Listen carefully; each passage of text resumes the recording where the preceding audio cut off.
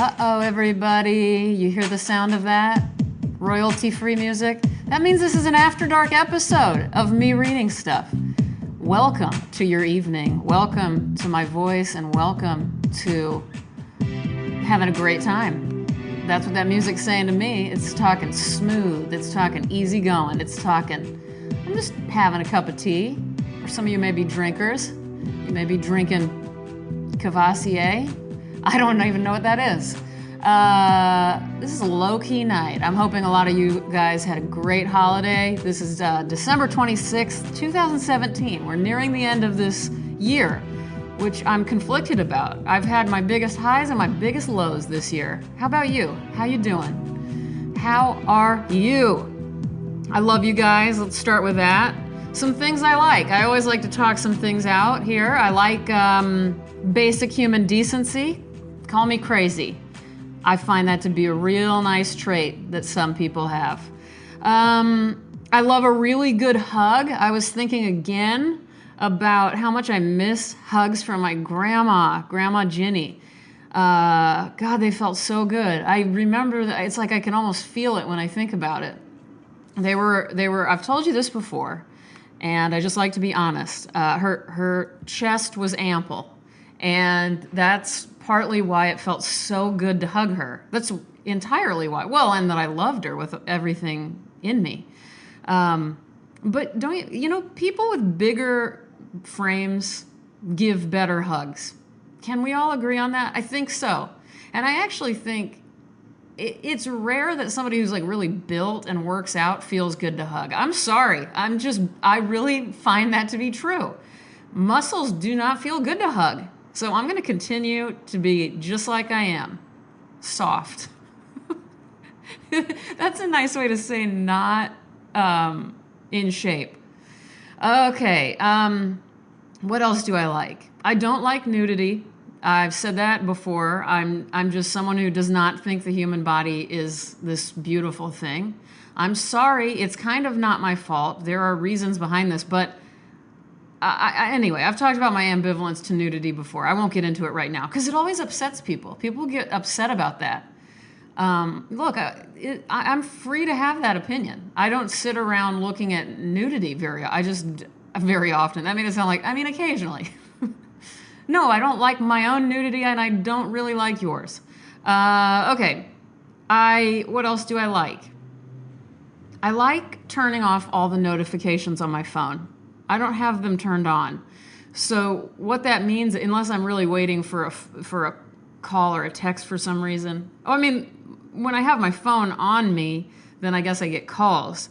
I rarely have my phone on me when I'm working, though. I like to keep it away from me. And then I don't get notifications about emails or Instagram, stuff.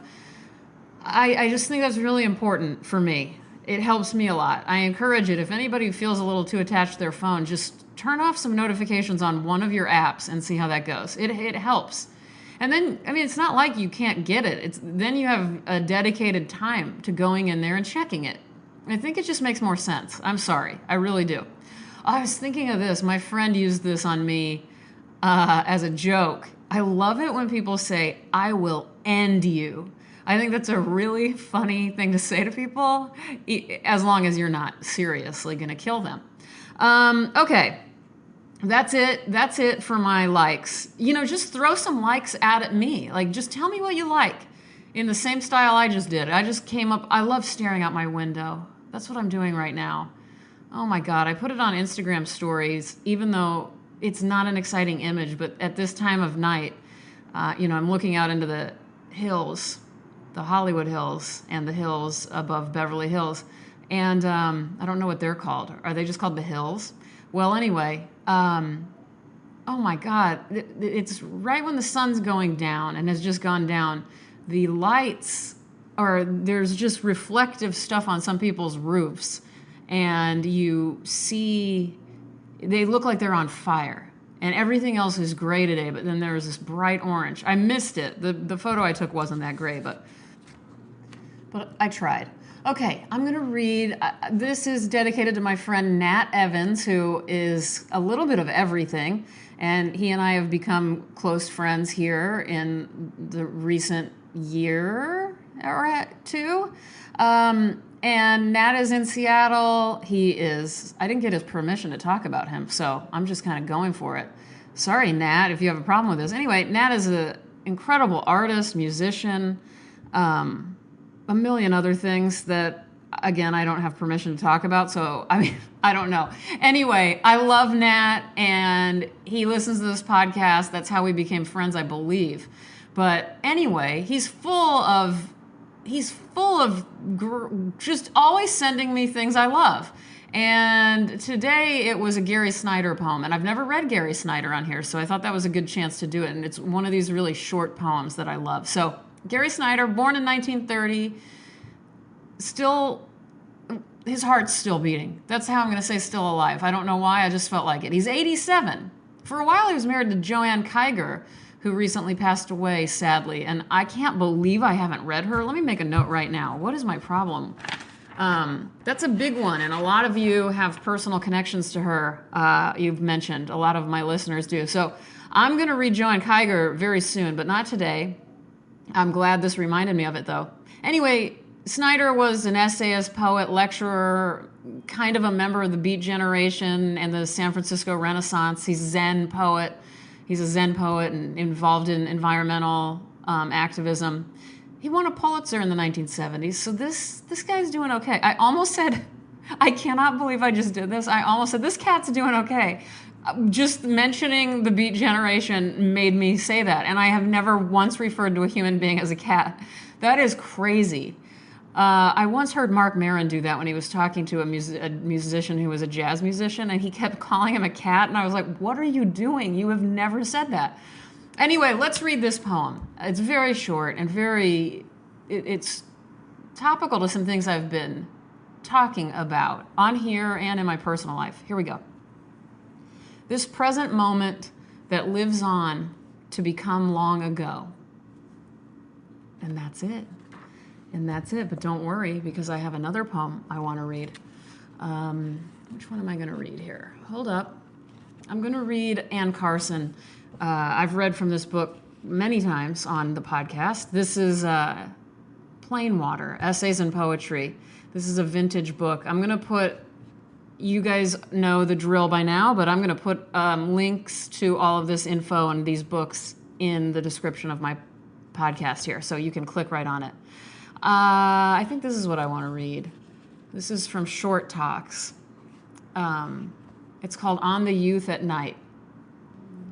The youth at night would have himself driven around the scream. It lay in the middle of the city, gazing back at him with its heat and rose pools of flesh. Terrific lava shone on his soul. He would ride and stare. That's so good. That is so good. She is so good. This podcast should honestly, no offense to Gary here, this podcast should just be 100% Anne Carson. I would never get bored. But tell me what you guys think. I mean, I have a lot of Anne Carson fans who listen, but okay, I'm not really going to do it, but I am tempted. You know what I am going to do? I'm going to read one that is one of my favorite pieces of hers, from The Life of Towns. I've read it on here before, but I don't give a shit. I'm doing it again. And everybody loved it, and everybody commented on it, and I get really pumped up. You can probably hear it in my voice. I'm feeling different. My blood is boiling or something. Here we go. Wolftown. Let tigers. Kill them. Let bears. Kill them. Let tapeworms and roundworms and heartworms. Kill them. Let them. Kill each other, let porcupine quills. Kill them, let salmon poisoning. Kill them, let them cut their tongues on a bone and bleed. To death let them. Freeze, let eagles. Snatch them when young, let a wind-blown seed. Bury itself in the inner ear, destroying equilibrium, let them have. Very good ears, let them, yes. Hear a cloud pass overhead. I'm so excited when I read it. You guys, get Anne Carson's Plain Water.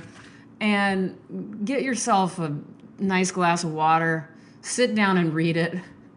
Have a nice time. Let's close this one out. I'm just ending this with such joy. I'm sorry.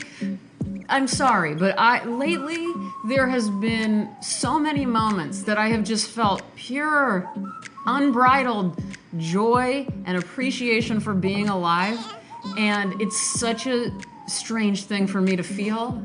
It's just kind of it's been almost alarming. And as you guys know, I've never done a drug in my life. That's not what this is about. This is just me. There's something going on with me.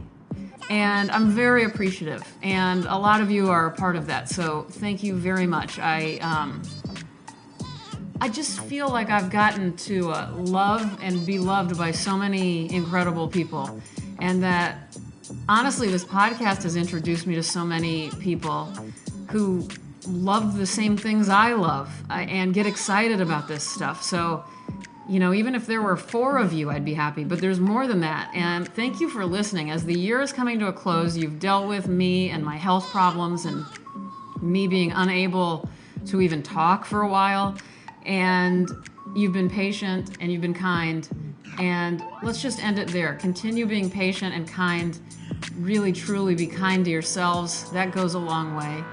And I love you. Goodbye.